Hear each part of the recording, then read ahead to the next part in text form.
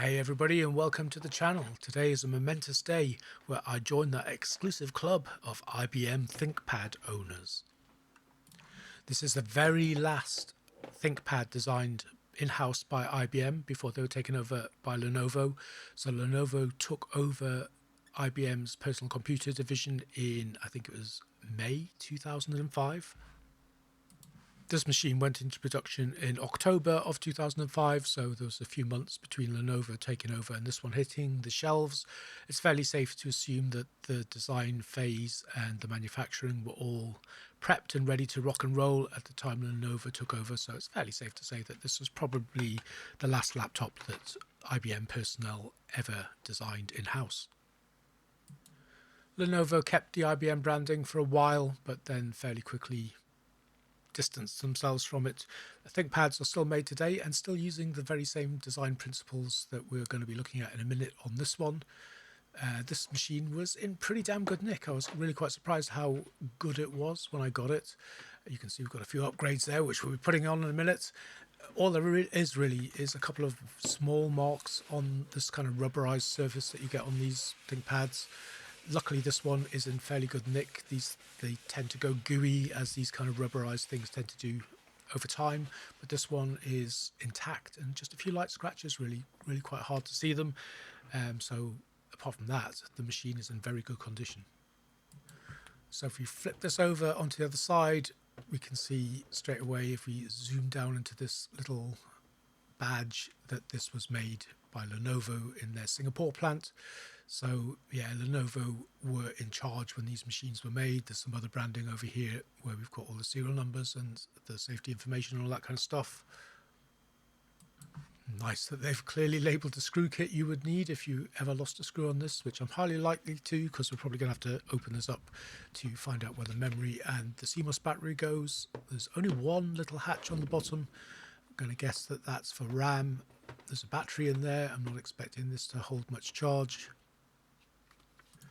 So yeah, there's only one little trapdoor on the back of this, which is fairly sparse compared to a lot of laptops I've got. They have holes for hard drives and Wi-Fi adapters and all sorts of stuff. But yeah, just this one on here. So there's one stick with 512 megs in there.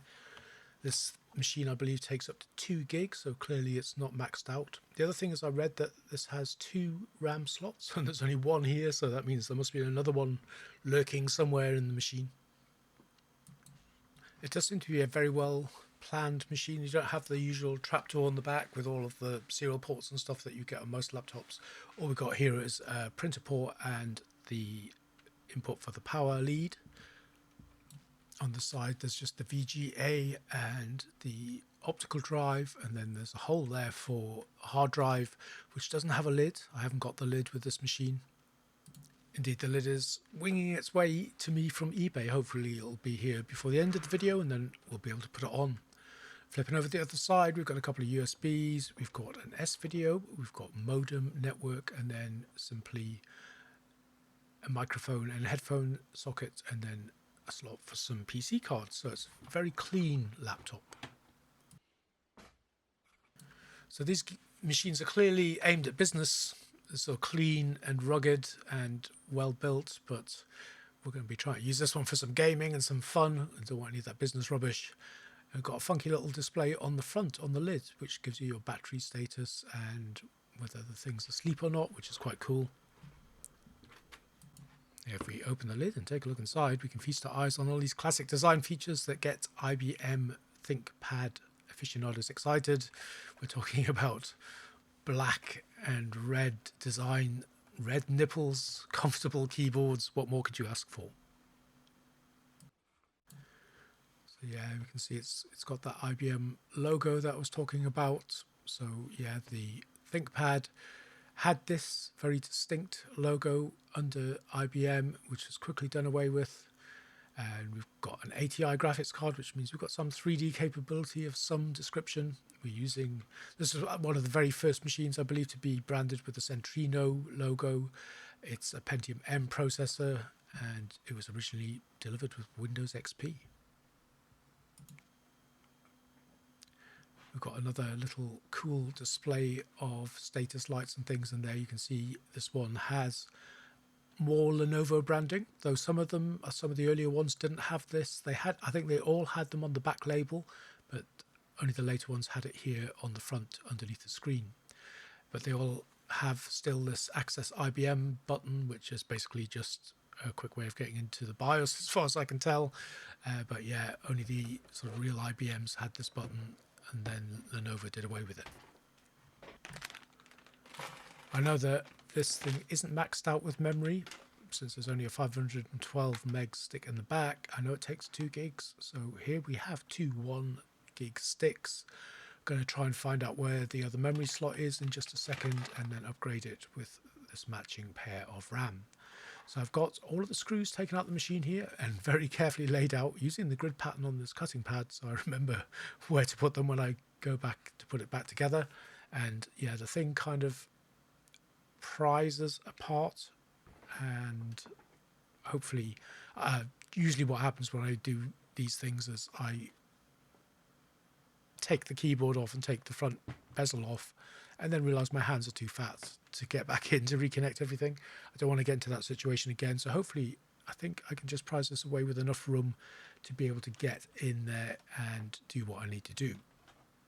Just prizing away the bezel like that without disconnecting anything, I can see where my CMOS battery is at the front, so I know where that is when the new battery arrives. It should be easy to get at. This is a bit more tricky. You can see the RAM module under there, which is not ideally placed, but I should be able to get my hand in there without disconnecting that ribbon cable that is butting up against, and we should be able to get a new 1 gig module in there to replace that. It was still a fiddle, so I did take this module. I didn't do it on camera because, well, I ended up with this laptop in all sorts of funny angles while I tried to squeeze my fat hands in there. But I eventually did get it to go in, so that was 1 gig in the front, which meant I could put the bezel back together. I'll be going back in at a later date to put a new battery in there, but I can live without that for now. And then flipping it over, easy job to get the other 512 meg stick out and put the 1 gig in there. So that should give us the full 2 gigs of RAM. But now we're going to take a short break.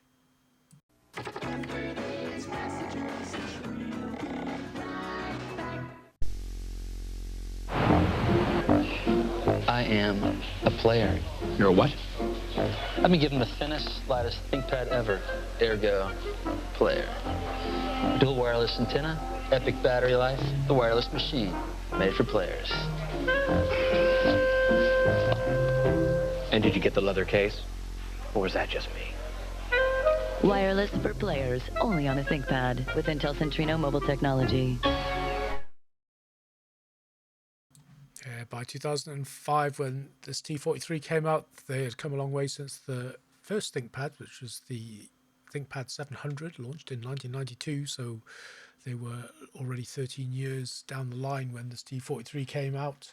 But yeah, it was a well thought of machine, even though it was the last one that IBM made. PC Magazine here gave it a healthy 4.5 stars and pretty much praised it from top to bottom. So not a bad one to have in a retro collection, I think. Back to the job in hand of getting this thing up and running. Now I do know that this thing posts. I saw that much from the photos on eBay. Incidentally, it was kind of, I was always surprised about ThinkPads. I never really looked at them. I always thought they were hideously expensive. So I was surprised when I literally got this thing for £20 on eBay, and it seemed to get into the BIOS. Now I know I have bought another ThinkPad in the past that was BIOS locked. They have some onboard security, a kind of precursor to the TPM modules that everybody's insisting you have to upgrade to Windows 11 now, so I guess they're ahead of the game there. Now, I bought a T43, which I am locked out of the BIOS on that one. They used to use these chips from Atmel, which was a sort of early example of hardware locking down the system, and the other machine I've got, unfortunately, doesn't let me even get into the BIOS because of this chip. And I have a plan to circumvent that and hack it, but I'll leave that for another video. Anyway, you can see with this one, there's no problem. You get straight into the BIOS. It's a fairly comprehensive BIOS. Slightly different format to what I'm used to. Everything's kind of bunched into different places. But, yep, everything is posting, and that's pretty cool. So we've got a lot of info in here. Good thing is we can see that the 2 gig upgrade has worked. So we've got 2 gigs of RAM now.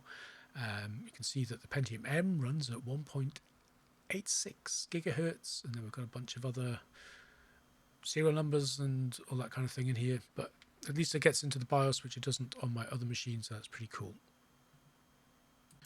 Other settings in here, date and time, we don't really care about because the battery is flat and we can't do anything about that. But there you go. There's that security chip that we were talking about earlier. The Atmel chip, I guess it's an Atmel chip still in this one. And in here, you can do all sorts of administrative things to it and setting your BIOS passwords and things. But I'm not going to do any of that because knowing me, I'll forget it. And then I'd cause myself all sorts of problems. Now that I know that it boots, as you can see, I managed to knock my screws, so they're not exactly in the same order as I had hoped they would be in when I went to put them back in. So let's hope for the best and see if we've got anything left at the end of it. Screws are back in, memory's upgraded, so now time to look at the hard drive. So I think the biggest capacity hard drive I had was like a 40 gig one, IDE hard drive, but I thought, no, I want to try and upgrade this thing to an SSD of some kind. So you've got a problem here in that the sort of cavity for the hard drive is pretty much exactly the size of the hard drive. Therefore, you can't squeeze an IDE to SATA adapter in there to get an SSD in. And then a bit of reading and Googling. People were doing this. So they're using mSATA on an mSATA adapter, which then should be theoretically exactly the same size as an IDE hard drive, a laptop hard drive. So we'll pop this together and see if it fits. And to cut a long story short, the answer was no, it didn't. And first of all, there was an issue where without the cover for the hard drive, which is what the hard drive would attach to, so you literally slot it in and slot it out, and the cover pulls the hard drive in and out. Not having that to hand right now meant that when you push this thing in, it was very difficult to get out because you couldn't get your fingers in. So that was one problem, and I tried to solve it by looping some wire through the screw holes, which kind of worked. But then the other problem was this case. When you put the white lid on to the adapter, it doesn't quite line up to the socket inside the machine, which is a bit of a pain. So after faffing about with bits of wire and all that kind of thing, I eventually just took the wire off, took the white cover off, so it's just the bare circuit board that we saw earlier, and managed to get that in and slotted into the IDE slot inside. It seemed to be pretty stable, to be honest. I don't think there's any chance of it coming out. It's a very snug fit, and when my lid arrives, that should do the job. You can just about see it on this picture. That's kind of just the bare board inserted in there. Now when you post, I wasn't getting anything originally when I was trying to do this, which is how I knew it wasn't connected, but you get this message where it runs some hard drive diagnostics, and if it's running the diagnostics, it seems that it means that it's registered that there's an SSD in there. I read a couple of places that they said the maximum SSD size for this or any hard drive size was 120 gigs, but this is 128 gigs, and it seems to recognize that it's all there, so that's cool. IBM, it seemed, also only approved certain kinds of hard drive for uses on their machine, and you get this message if it isn't one of those approved models. It doesn't stop you using it though, it's just a bit of a faff. You've got to press escape to bypass it every time you post. There is a way to bypass it inside the BIOS, which I'll hopefully be able to do and save when I get my battery, but there you can see that it registers the disk, and we can boot from the CD hopefully and get some sort of software installed on the machine. The OS of choice for this one is going to be Windows XP Professional 32-bit, which I think is what it came with. I'm guessing that's what the code on the underside is for. And we can see that it was only registering when I first put the drive in like 7 gigs when it should have been 128.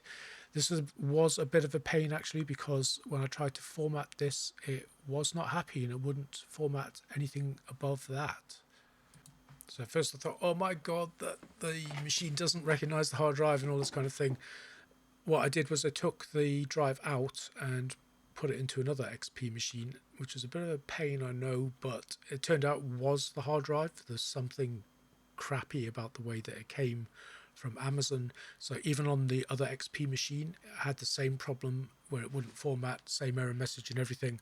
But I just kept trying it, and it seemed to get a little bit further every time till eventually it recognized the whole, allowed me to partition the whole 128 gigs, and then 3 or 4 attempts to format it actually went through.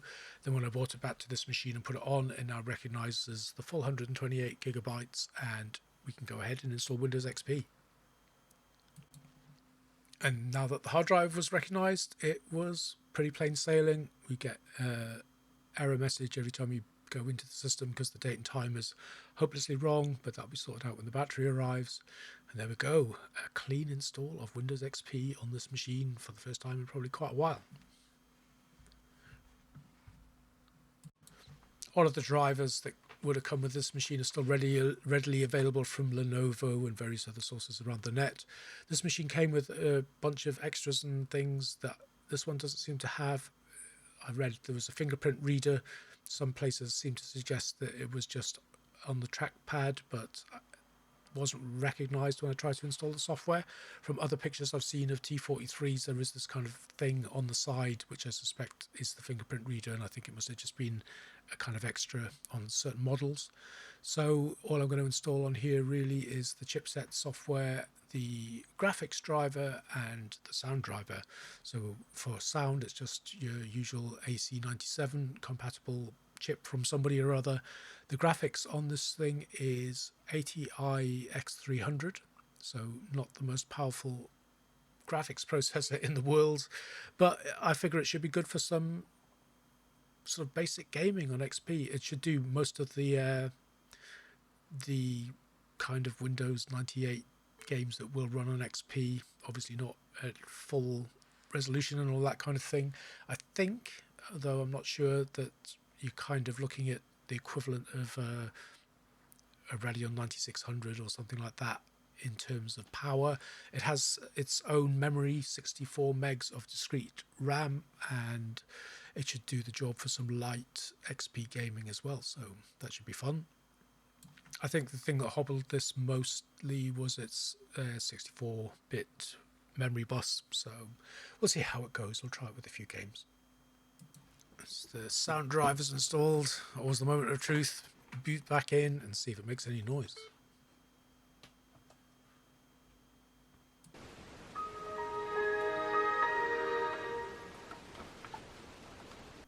So now to play a game. I've chosen this. I just got this quite recently. Judge Dredd versus Judge Death. Being a massive 2000 AD fan today and back in the day, I've just played Rebellion's most excellent game, Atomfall. So I saw this and thought, I'll give it a go. I played the Rogue Trooper one, which was an excellent kind of shooter. I'd not really heard of this one, but yeah, you can subscribe to 2000 AD magazine, should I say. So we'll load this up and see how it looks and see how the laptop performs with a little bit of gaming. This isn't a terribly demanding game. It only really wants Pentium 3 and a fairly weak graphics card. So I think you should be able to play quite a few games on here. It should be able to handle the likes of Half-Life 2 quite happily. So this will probably be my machine for that kind of thing in the future, since it's so nice. But I've kind of got a taste for ThinkPads now. I might try and get some more capable ones, and I'm looking forward to getting my T43 up and running, which I'll do in another video once I figure out how to crack the security. That one has a Savage 4 chip, so that's going to be a 98 sort of DOS gamer, which should be cool. That pretty much wraps it up for this video. It was fun playing with this ThinkPad. I don't imagine it would make terribly interesting viewing unless you're particularly into laptops, which I'm not. I think I might have made one video about a laptop a long time ago. They're generally not terribly interesting things because you can't mess around with them and you can't chop and change with your hardware, but just having an IBM ThinkPad is something I've always wanted, and they're very nice machines. They feel very nice under your hands. They look great. They're superbly built. The keyboards are awesome, and hopefully be able to get a few games out of this one. I can imagine it playing some things fairly well. I'll probably be quite limited as to what I can play, but if I choose carefully, I should be able to have some fun with this. In the meantime, I'm going to play out with some Judge Dredd, see how that goes on this, and that's pretty much it. I hope you'll join me for the next video. See you later.